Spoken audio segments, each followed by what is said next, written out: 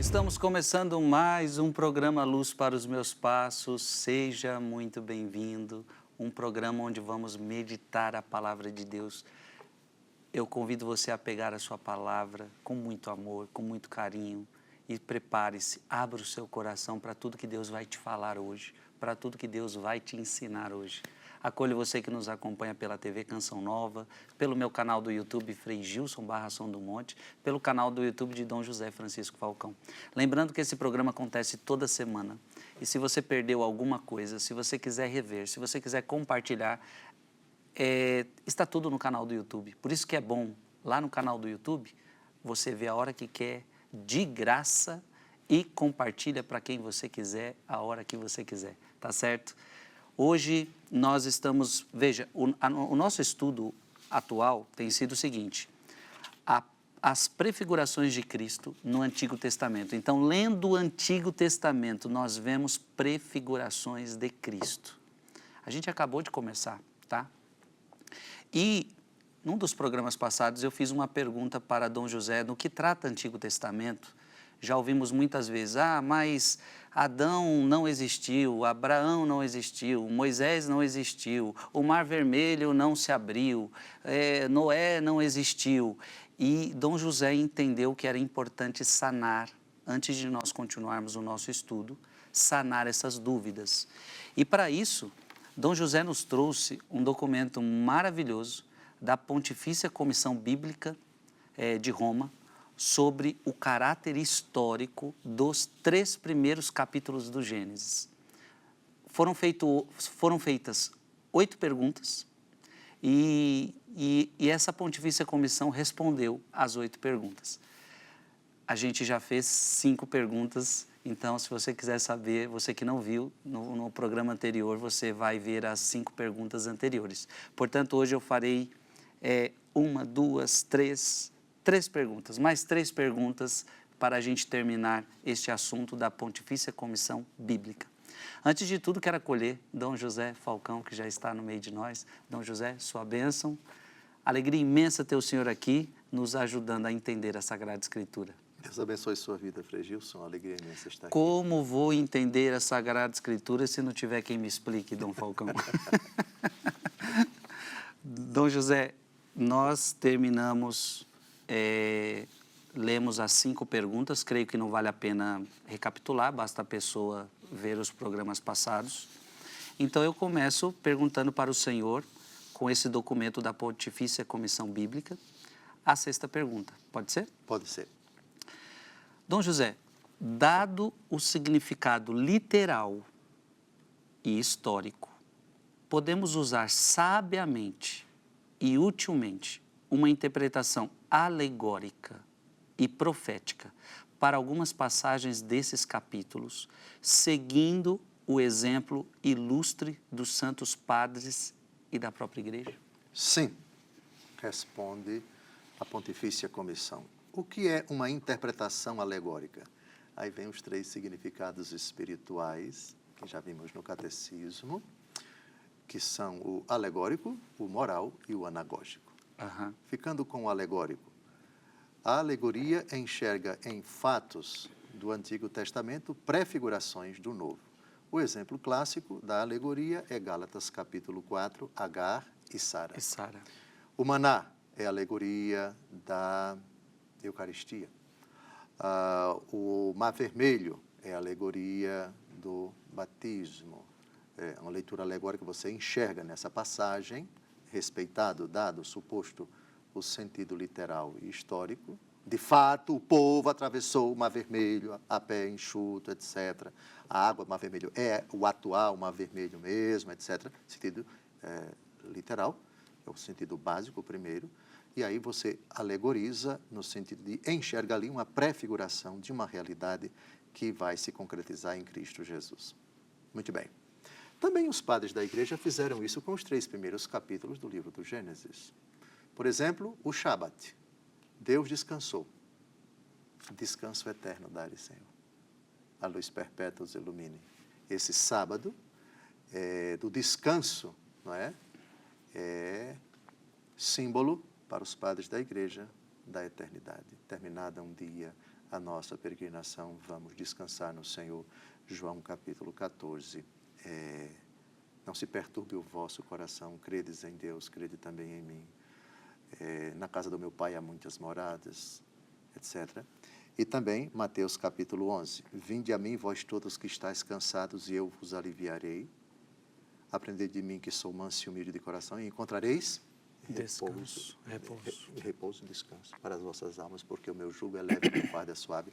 Os padres fazem essa associação, essa leitura alegórica do Shabat, do descanso das obras de Deus, do nosso descanso aqui na terra e do descanso eterno, onde ninguém vai sofrer, ninguém vai chorar, etc, etc.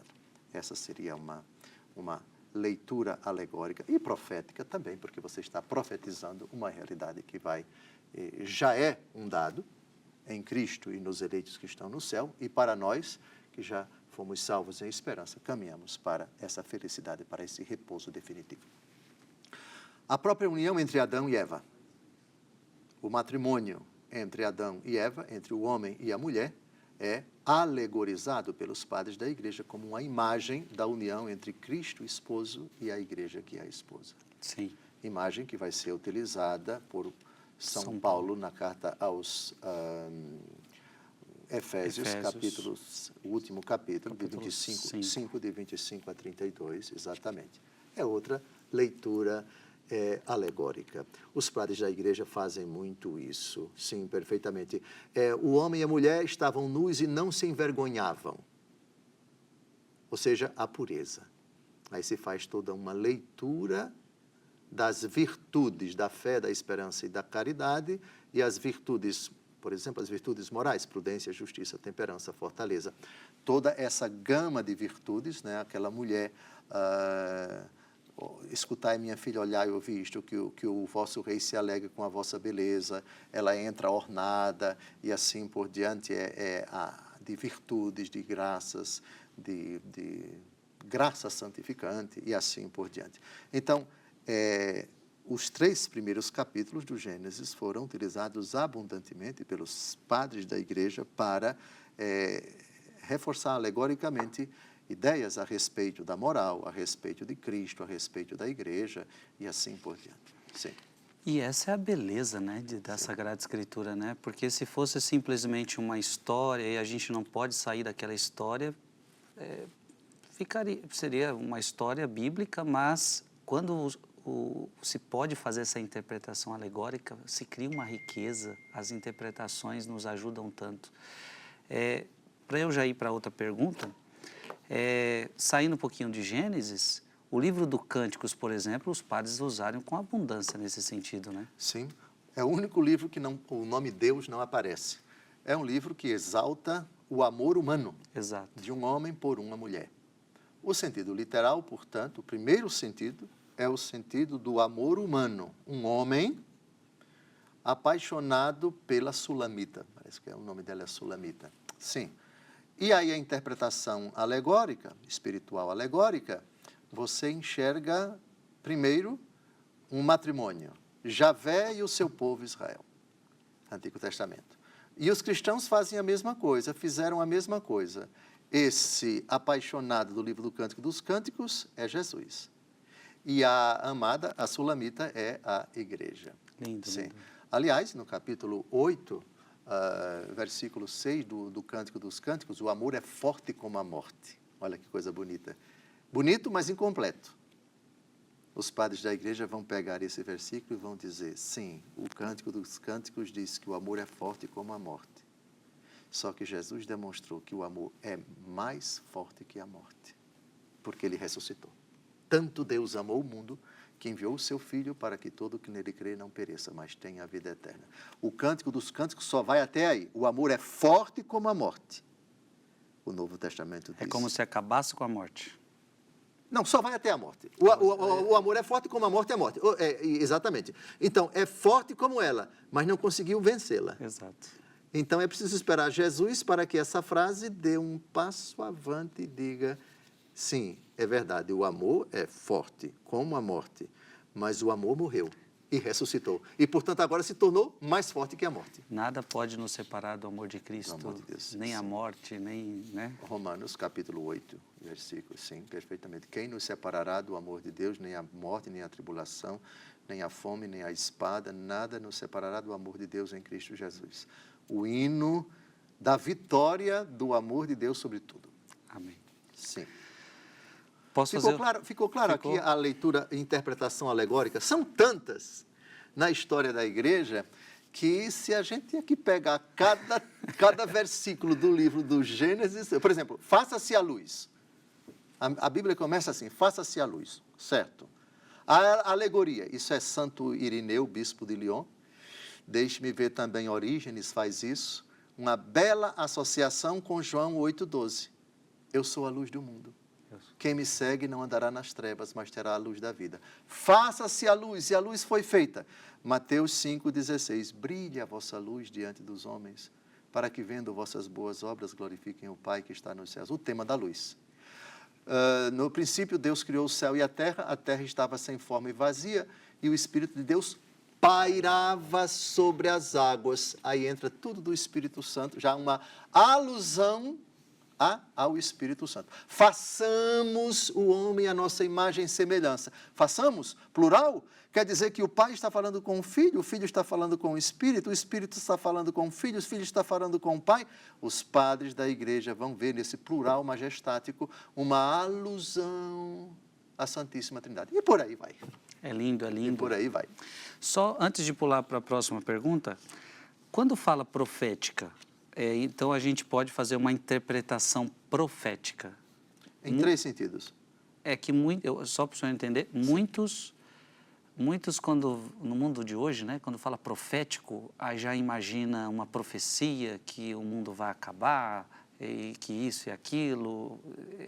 É esse sentido profético? Profecia não diz respeito apenas ao fim do mundo, porque existem profecias. O papel do profeta é anunciar coisas futuras. Certo. Nesse sentido, houve profecias que anunciaram coisas que já se realizaram. Houve profecias, por exemplo, no primeiro sentido literal, nosso Senhor Jesus Cristo diz, dias virão em que não ficará pedra sobre pedra. O sentido literal, Jesus estava profetizando sobre a ruína de Jerusalém, que já aconteceu no ano 70 da era cristã, com o general Tito, depois imperador romano. Então, a profecia anuncia uma coisa futura. Pode ser uma coisa futura que vai se realizar proximamente, daqui a um mês, daqui a 2 meses, daqui a 3 meses. E pode estar relacionada com alguma coisa que vai se realizar sempre, mas cada momento da história com sua peculiaridade. Porém, inimizade entre ti e a mulher, entre a tua descendência e a dela, é uma profecia clássica. Uhum. Porque a inimizade de Satanás com a linhagem da mulher vai ser até o fim do mundo. Então, a profecia que está se realizando, onde houver o embate, onde houver a disputa, a tensão entre o poder das trevas e Cristo Jesus, nosso Senhor, essa profecia vai estar se cumprindo. Porém, inimizade, incompatibilidade, tensão, esses são de Cristo, esses são do inimigo.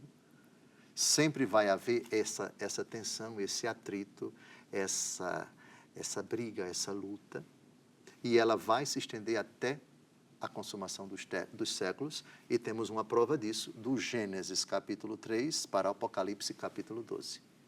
A serpente então se colocou, o dragão, também chamado de primitiva serpente, se colocou diante dessa mulher e partiu furioso para perseguir os filhos dessa mulher. Lembra disso? Sim. Então é uma profecia que trata de acontecimentos, de personagens de todas as épocas da história, de cada segundo, de cada momento, de cada circunstância, de cada capítulo da história da humanidade. Aqui temos uma profecia que vai se cumprindo até ao fim dos tempos. Tanto ela vai ferir o teu calcanhar, portanto, os danos que a serpente vai causar na linhagem da mulher, e tu, mulher, e tu esmagarás a cabeça dela.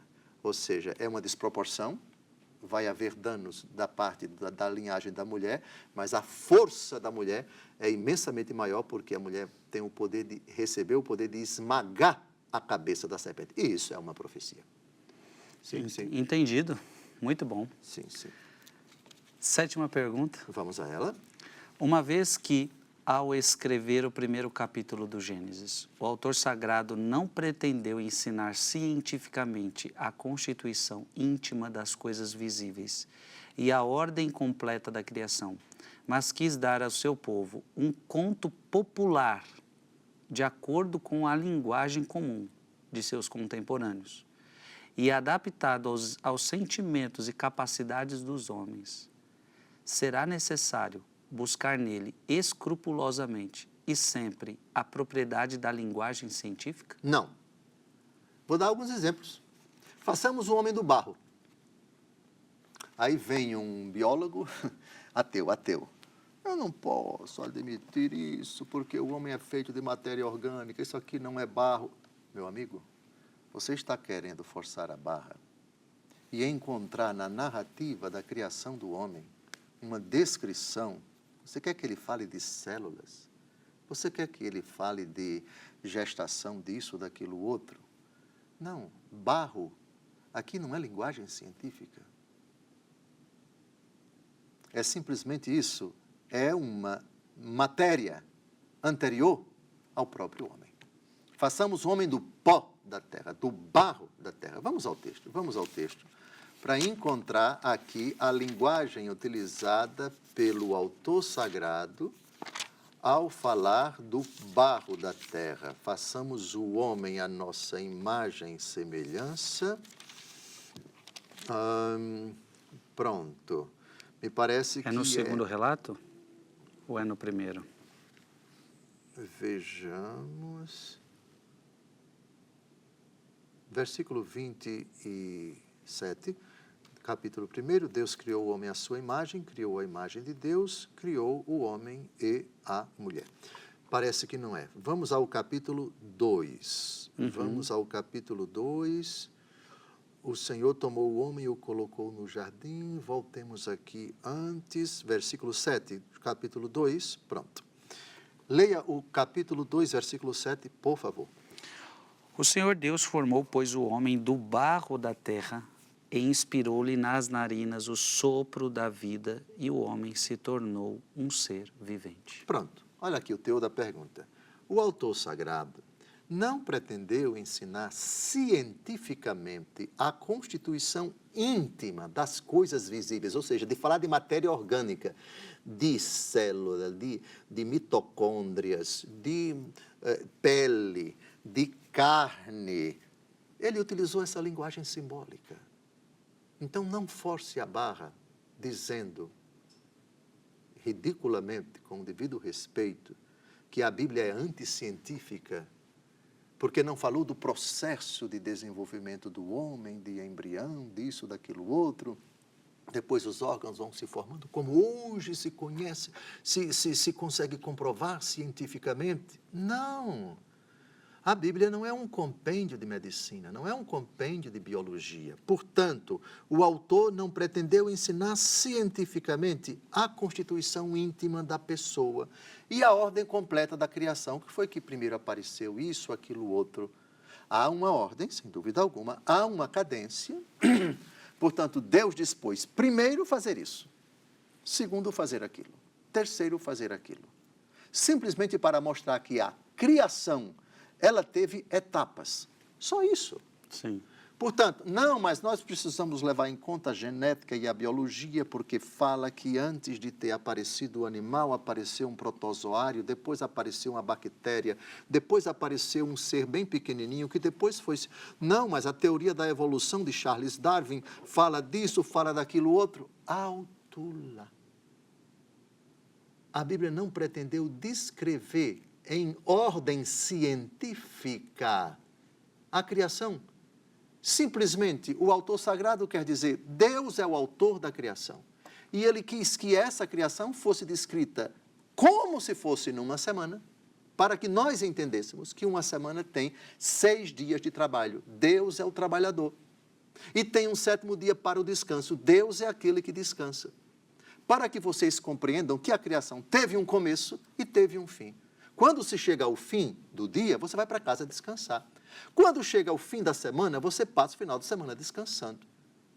Quando você chega no final do ano, você vai ter um tempo de férias. Não é que Deus descansa, não é que Deus se esgota, não é que Deus se afadiga, mas é para que vocês compreendam que a criação teve um começo e teve um final.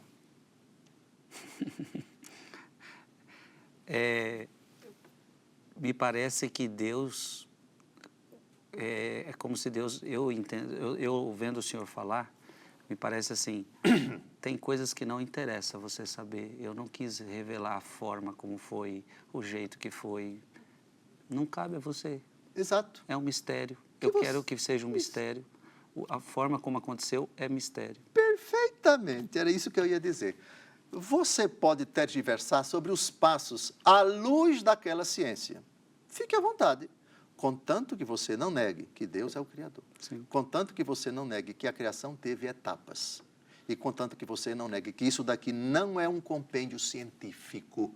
Não tente forçar a barra e tentar conjugar as coisas no sentido de cientificizar, acabei de inventar, dar um caráter científico daquela ciência ao relato bíblico, pelo amor de Deus. Agora, olhando Adão aqui sendo criado, eu posso dizer que provavelmente ele não foi uma criança. Deus não foi uma criança, porque ou pode ainda ter alguém com essa opinião tranquilamente. Gostei do provavelmente. Ele não nasceu uma criança. O texto não nos permite bater o martelo e dizer que Adão foi criado com tantos anos de idade, adulto. Qual foi a idade do primeiro homem? Isto é, naquele momento em que essa matéria foi insuflada por Deus, de novo, capítulo 2, versículo 7. O Senhor Deus formou, pois, o homem do barro da terra e inspirou-lhe nas narinas o sopro da vida e o homem se tornou um ser vivente. Então, a análise do texto, barro, que não pode ser interpretada ao pé da letra, uma certa matéria, que não tinha o hálito da vida. Ah, mas eu quero interpretar que esse hálito foi o momento em que Deus criou a alma nessa matéria chamada de barro e ele passou a ser o homem vivente. Plausível. Não, mas esse barro ele seria um ser primata que foi crescendo, que foi evoluindo, até que chegou um momento em que Deus Todo-Poderoso insuflou nesse primata o hálito da vida e uma alma, portanto, fique à vontade para defender isso. Não, mas eu quero acreditar que Deus já criou, pronto, esse ser humano. Fique à vontade para pensar isto. É o respeito que a gente tem que ter pelas diferentes, por favor, pelas diferentes, vamos aqui, eu quero citar de novo. Defender aquela opinião que cada um julgar mais prudente. Perfeito. Então, essa discussão... Desde que não cause prejuízo à igreja. Perfeito. A discussão a respeito do monogenismo, do poligenismo, o homem veio de um tronco só, isto é, Adão e Eva foram os primeiros e únicos, depois dos quais vieram outros, é uma hipótese, aliás, muito considerada pelo magistério da igreja. Tem um documento do venerável Pio XII, a encíclica Humani Generis, em que ele aborda isso e diz que esse relato, essa hipótese, é a que mais se adequa com o relato bíblico. Sim. Admitir que Adão e Eva foram os primeiros. O poligenismo enxerga um pouco diferente e admite que Deus fez em outros lugares, em outras circunstâncias, outros momentos, outros seres humanos que geraram também filhos, e depois os filhos desse tronco se conheceram com os filhos desse outro tronco, etc., e geraram filhos e filhas. Ah, mas a hipótese do monogenismo quer dizer que Adão teve filhos e filhas, e esses, como é que se casaram? Quer dizer que irmão casou com irmã, irmã casou com irmão? isso não seria incesto, etc. Bom, a hipótese do monogenismo, isso seria perfeitamente possível e não seria pecado. O conceito de incesto é bem posterior na Escritura. Incesto é proibido, mas somente pela lei de Moisés. O que hoje nós entendemos como pecado de incesto, nos primeiros anos da história da humanidade com Adão e Eva, isso não existia. Bom, em todo caso, a discussão aí está, fique à vontade. Eu, particularmente, me inclino pelo monogenismo, isto é, que a humanidade teve um tronco, Sim. um homem Sim. e uma mulher, Adão e Eva. Quem defende o poligenismo, bem, fique à vontade. Eu, particularmente, me inclino com o Beato Pio XII pela hipótese do monogenismo. Isto é, Adão seria, de fato, um homem de carne e osso, uma pessoa humana. Eva também. Sim, mas respeito à opinião contrária. Estamos aí no campo das discussões. Sim. Avante, está terminando. O que está terminando. Está terminando o primeiro bloco, então a gente vai dar um breve intervalo e a gente já retorna, tá? O programa de hoje está bom demais. Lembrando que as perguntas aqui feitas são perguntas que, se você prestar atenção, são perguntas fortes, são perguntas que ateus pudessem fazer, pessoas que não creem no relato bíblico fizeram a igreja, e a igreja está respondendo a essas perguntas. A igreja não tem medo de responder os questionamentos do mundo atual. O importante é que eu e você, como católicos, entendamos, mas o que a igreja pensa, o que a igreja diz, é com esse pensamento que eu quero ficar. Deus te abençoe e até daqui a pouco, um breve intervalo. Estamos de volta ao programa Luz para os Meus Passos. O programa de hoje está bom demais. O programa de hoje, eu sei que algumas coisas até um pouquinho difíceis assim, porque estamos tratando, usando muita palavra ciência, o que os exegetas falam, o que os que não creem questionam. Mas Dom José, ele tem um dom de trazer isso de uma forma simples para a gente. Então, cabe a cada um de nós abrir o coração e dá para entender bastante coisa do que Dom José hoje está nos explicando. Na verdade, a própria igreja, neste documento, ela está dizendo de uma forma muito simples, sim, não, e aí Dom José está nos ajudando. Mas por que sim? Mas por que não? Então, Dom José está nos ajudando. Dom José terminou o primeiro bloco falando uma coisa interessante sobre o monogenismo e sobre o poligenismo. Então, alguns exegetas acreditam que toda a humanidade veio apenas de um tronco, ou seja, toda a humanidade veio de Adão e Eva. E outros acreditam que não veio de um único tronco. Então, Deus criou vários casais e a humanidade veio de vários troncos. Eu começo por aqui, porque isso já deu um nó na minha cabeça e talvez deu um nó na sua. Dom José, para mim é um pouco difícil entender o poligenismo. Deus ter feito vários troncos e a humanidade ter vindo de vários troncos, no sentido do que, na realidade do pecado original. Porque Paulo fala várias vezes que nós viemos de um único homem, por causa do pecado de um só, todos pecaram, aquela coisa toda. Então, eu tenho dificuldade de aceitar o poligenismo no sentido do pecado original. Bem, eu também partilho da sua apreensão, entendo uma certa dificuldade, eu teria muita dificuldade na hipótese poligenista. Primeiro, pelo texto do apóstolo Paulo, na carta aos Romanos, capítulo 5, versículo 12, que diz: por isso, como por um só homem entrou o pecado no mundo e pelo pecado a morte, assim a morte passou a todo o gênero humano, porque todos pecaram. Exato. Como por um só homem. Um só homem. Então, a hipótese monogenista, ela tanto se adequa bem ao relato do Gênesis, quanto ao relato do apóstolo Paulo. E essa é a posição que o venerável Pio XII, num documento famoso chamado, uma encíclica Humani Generis. Quando Vossa Reverendíssima falou, me veio à mente esse documento, aí aqui em off, eu fui correndo, desembestado, para descobrir esse documento e encontrei, aí está no seu celular, mas a Uniceia, com sua competência imensa, vai colocar aí na sua tela. Queira ler, por favor, o que Papa Pio XII diz sobre a hipótese do poligenismo. Monogenismo, a humanidade veio de um tronco. Poligenismo, a humanidade teria vindo de vários troncos. Certo. Vejamos o que Pio XII diz sobre a hipótese do poligenismo. Eu leio 37 e 38 ou só o 37? É aquele que logo no começo fala de poligenismo. Tá.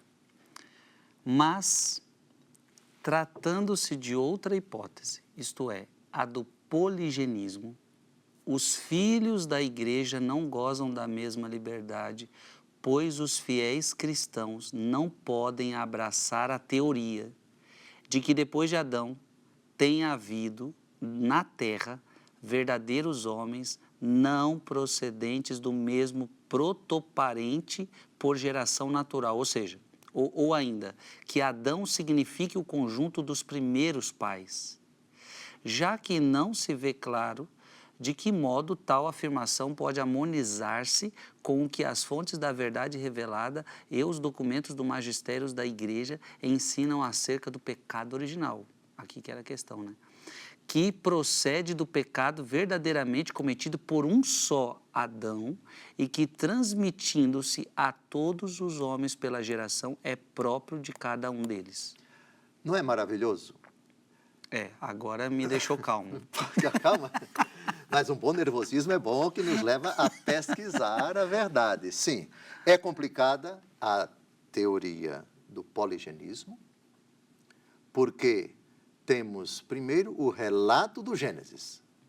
Um homem. Um homem. Depois, o pecado foi cometido por uma pessoa.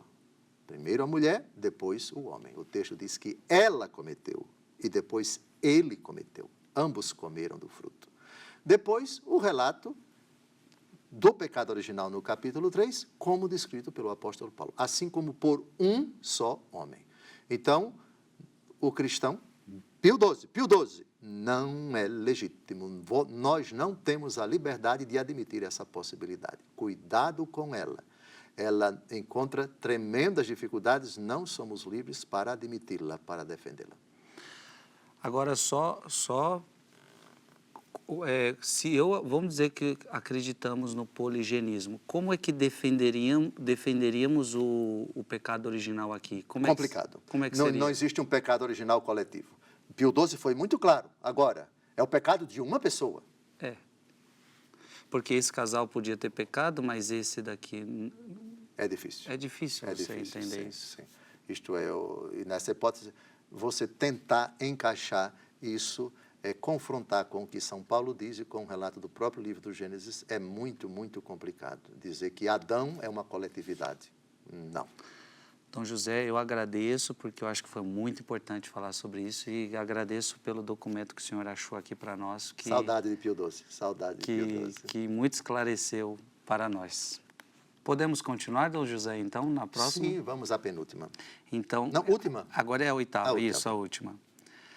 Na nomeação e distinção dos 6 dias dos quais Gênesis fala no primeiro capítulo, a palavra ion, dia, pode ser tomada tanto no sentido próprio, de um dia natural, quanto no sentido impróprio, de um certo espaço de tempo. E é permitido aos exegetas discutir livremente sobre esta questão? Sim. Quem quiser achar que o primeiro dia durou 6 bilhões de anos, fique à vontade. Quem quiser achar que um dia durou 24 horas, fique à vontade. Não, mas a ciência explica que é impossível para que os planetas se esfriassem depois do Big Bang, depois disso foi preciso... Fique à vontade. Não, mas é impossível... Agora, o problema é quando você diz que é impossível. É impossível que Deus tenha feito as aves, etc., o sol, tudo em um dia. O irmão, me responda aqui uma coisa. Você crê que Deus é todo-poderoso? Para Deus nada é impossível. Pelo amor de Deus, cuidado. Não, mas a ciência... Como é? Você está dizendo que, baseado na ciência, Deus não tem todo o poder? Pelo amor de Deus, reveja se você é uma pessoa de fé. Fique à vontade para achar que os 6 dias, duraram 24 horas, ou 5 segundos, ou 2 bilhões de anos. É isso que diz a Mãe Igreja. Muito bom. Uma pergunta para o senhor. Esse documento nós todos podemos achar na internet, né? A Pontifícia Comissão Bíblica. Sim. Aliás, aqui logo no começo, tem aí um o link. site, O link. Sim, aqui está o site. Está em língua portuguesa. Podem acessar, multipliquem sem dó e sem piedade. E são várias outras perguntas que tem lá? Sobre os 3 primeiros capítulos do Gênesis, só esse documento. Mas aí deve Mas ter tem várias outros documentos sobre outras passagens, a formação dos evangelhos, Ai, que legal. a carta aos Hebreus, os Atos dos Apóstolos, dúvidas sobre os profetas, dúvidas sobre a formação do Antigo Testamento, formação do Novo Testamento, questão de inspiração, de revelação, vários documentos sobre a Bíblia. Por favor, sem piedade, vocês acessem para se enriquecer com a pura, com a genuína, com a maravilhosa, sólida doutrina da Igreja sobre a Bíblia. Muito bom. Só como que a resposta é curta, é sim e não, aí a gente vai precisar de Dom José para nos... Coitado, pobre coitado. Tá bem. Gente, terminamos um assunto importante, foi muito oportuno, esse documento da Pontifícia Comissão Bíblica sobre o caráter histórico dos 3 primeiros capítulos de Gênesis. Então, é muito importante. O que ficou claro para nós é que nós lemos Bíblia com fé. Sem a fé, você vai se perder na leitura da Sagrada Escritura. Posso dizer isso, né, Dom José? Correto. A gente precisa ler com os olhos da fé, porque com outros olhos a gente se perde. E eu acrescentaria, de joelhos. De joelhos, orando, de joelhos. contemplando. Teologia se faz de joelhos, leitura espiritual da Bíblia se faz de joelhos e eu creio no que a Igreja crê. Sim. Eu não... Santo Agostinho, vou pedir a Vossa Reverendíssima que decore essa frase. Eu não acreditaria no Evangelho, se a isso não me movesse a autoridade da Igreja Católica Apostólica Romana. Sim. Isso está no Catecismo, essa citação. Eu não acreditaria no Evangelho. Portanto, e você pode estender isso para toda a Escritura. Eu não acreditaria na Escritura se a isso não me movesse a autoridade da Igreja Católica. Uma coisa muito importante também, antes de a gente entrar em Adão, retomar, que a gente já tratou de Adão em uma citaçãozinha, como prefiguração de Cristo. Filho de Deus. Adão, filho de Deus. E Jesus, filho de Adão. Lembra disso? Sim. São Lucas, né? A genealogia de São Lucas, no capítulo 3. Filho de Deus, filho de José, filho de Adão. Exato. Tido por filho de José no versículo 23, Lucas 3. Uhum. E Jesus é chamado filho de Adão no versículo 38. E Adão é chamado filho de Deus. Ou seja, na genealogia de Jesus em Lucas, você parte de Jesus até chegar em Deus. E o penúltimo é Adão. A genealogia de Mateus é o contrário, né? Uhum. A genealogia ele parte, se não me engano, vamos ver, é Abraão. O começo da genealogia de Jesus no Evangelho segundo Mateus. Sim, filho de Davi, filho de Abraão. Começa de Abraão, porque no versículo 2, lembra? Mateus capítulo 1, Abraão gerou Isaac, Isaac gerou Jacó, etc. O começo está em Abraão. Vai de Abraão até Jesus. A genealogia de Lucas, em Lucas, vai de Jesus até Deus. É de trás para frente, né? Uhum. Não, é da frente para trás. Muito bonito. E Mateus, não, é de Abraão até Jesus. Então, é em ordem cronológica crescente. Uhum. A de São Lucas é ordem cronológica decrescente, de Jesus até Adão e Deus. Dom José, voltemos a estamos lembrando, minha gente, prefigurações de Cristo no Antigo Testamento. Então, Adão é uma prefiguração de Cristo? Sim, e nós já vimos isso nesse texto que acabamos de citar, alguns programas lá atrás. E agora eu escolhi para a gente tratar disso, Jesus, o novo Adão, o novo. Então, Jesus é um novo Adão, segundo uma terminologia de São Paulo. Ela é paulina, essencialmente paulina, Colossenses capítulo 1 e capítulo 3. Mas também o Catecismo da Igreja Católica, ele fala de Nosso Senhor como novo Adão, o segundo Adão. Sim. Vamos a Colossenses capítulo 1, versículo 15. Sim. Colossenses capítulo 1, versículo 15. Versículo 15, por favor. Ele é a imagem de Deus invisível, o primogênito de toda criação. Perfeito. O que significa primogênito? Ele possui sobre todas as criaturas a precedência de um primogênito entre os seus irmãos. Ou seja, de todas as criaturas, ele é o primeiro. Primogênito significa o primeiro que foi gerado. Mas atenção, gerado não criado. Jesus foi gerado eternamente do Pai. Todas as outras criaturas foram, primeiro, criadas. A expressão gerar se aplica a seres da mesma natureza. Seres que vieram de outros seres da sua mesma natureza. Portanto, Frei Gilson foi gerado no ventre de sua mãe. Isso significa a natureza humana da sua mãe é a mesma natureza humana sua. Mas Vossa Reverendíssima foi gerado no tempo. Então, isso é geração, eu recebi a mesma natureza de minha mãe. Sim. Então, quando fala Jesus gerado do Pai... Gerado eternamente do Pai, sim. Gerado, não criado. Significa, então, que ele é da mesma natureza Exatamente. do Pai. Isso significa geração? Isso significa geração. Ah. Sim. É porque ficou uma dúvida na cabeça das pessoas, porque parece... Gerado, não criado, porque parece que o gerado é uma criação. Veja, existe um gerado criado. Certo. E existe um gerado não criado. Exato. Frei Gilson foi gerado, criado. Criado. Porque não era e passou a existir. Certo. Quando o óvulo foi fecundado no seio de sua mãe. Certo. Gerado, criado. Ok? A gatinha que gerou 3 gatinhos, ela gerou no ventre dela os gatinhos. Portanto, são gatinhos gerados e criados, porque não eram e vieram a ser. Mas Jesus, gerado, não criado. Ele não foi gerado no tempo. Ele foi gerado em toda a eternidade enquanto pessoa divina. Porém, o que foi gerado no tempo na pessoa de Jesus encarnado, a humanidade do Verbo encarnado, Sim. Ela foi criada. A humanidade do Verbo foi criada.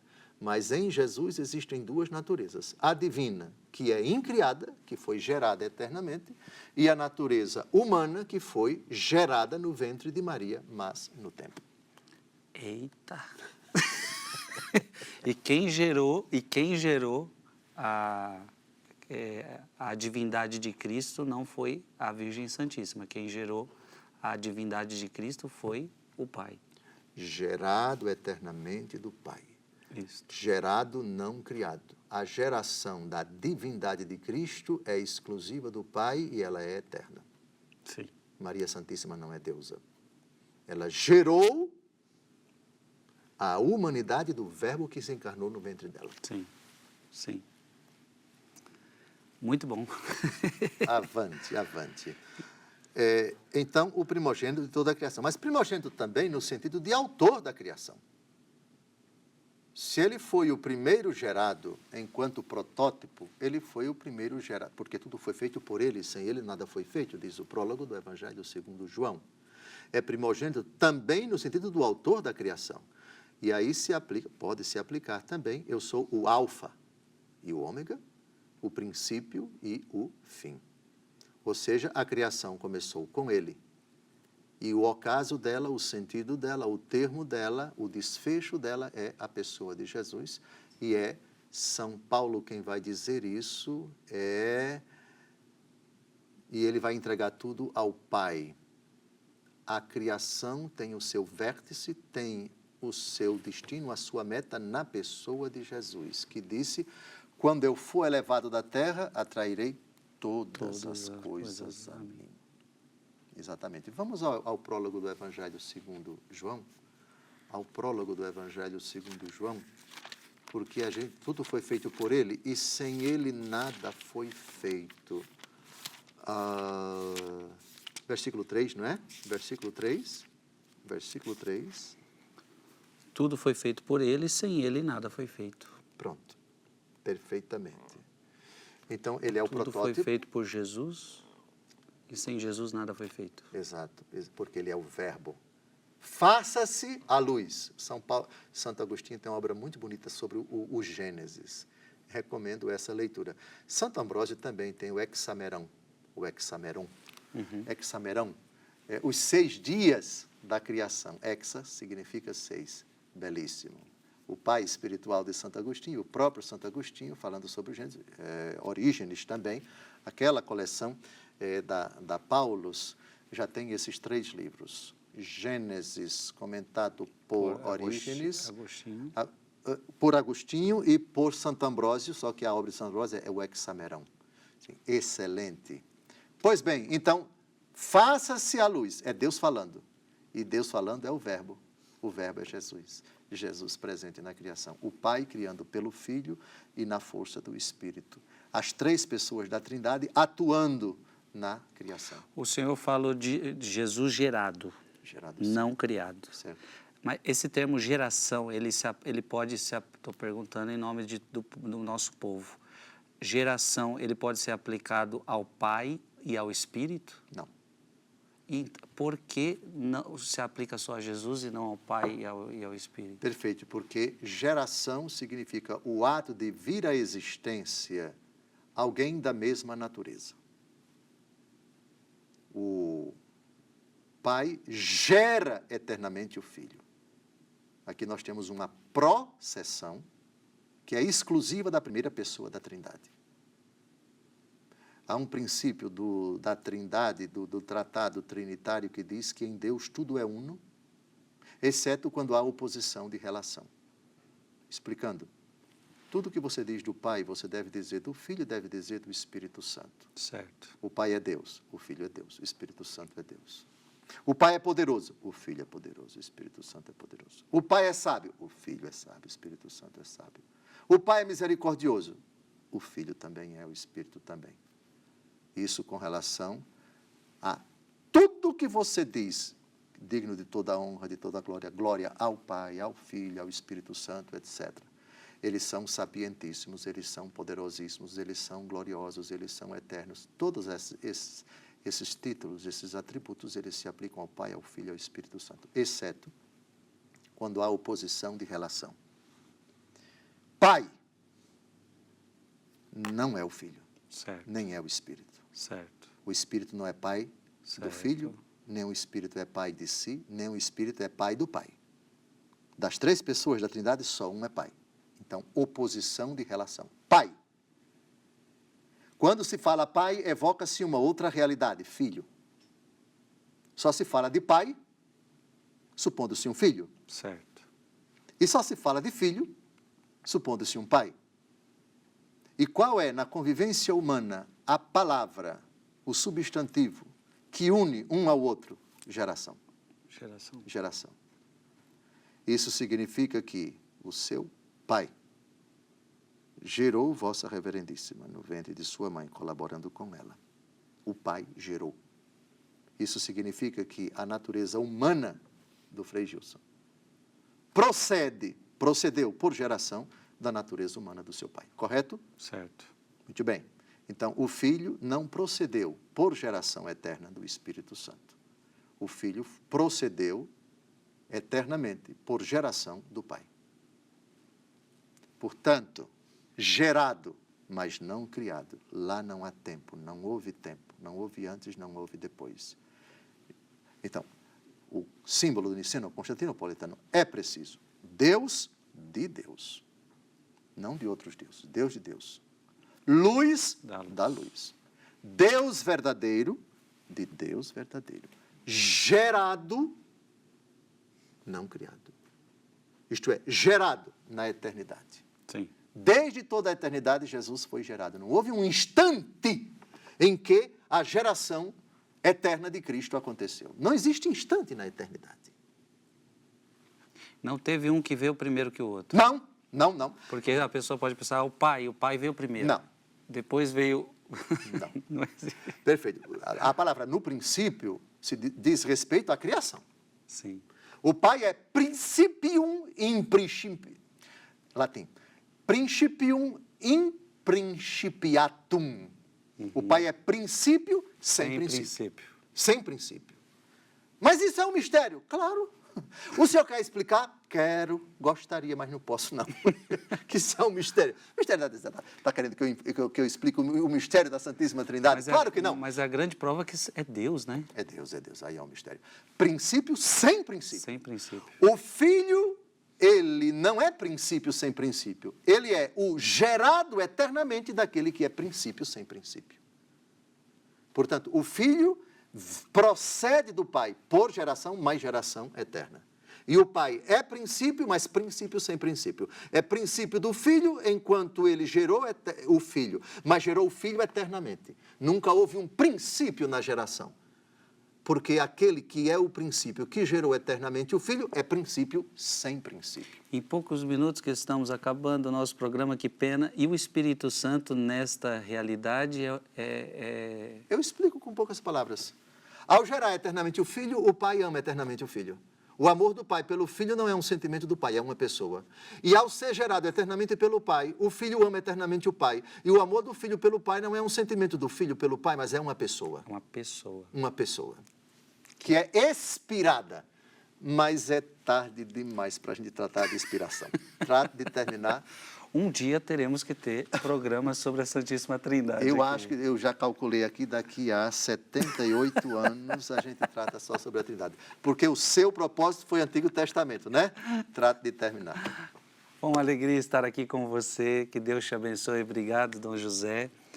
Estamos estudando as prefigurações de Cristo no Antigo Testamento. E no próximo programa, semana que vem, a gente continua, tá bom? Bíblia é maravilhoso, um assunto chama o outro. Estamos falando de Trindade e não fugimos do assunto porque no Gênesis a Trindade apareceu. Ela aparece, no mínimo 2 vezes a gente vê a Trindade aparecendo ali. Foi muito bom estar com você. Até semana que vem, se Deus quiser. Vamos pedir a bênção de Deus. Abençoe-vos Deus Todo-Poderoso, Pai e Filho e Espírito Santo. Amém.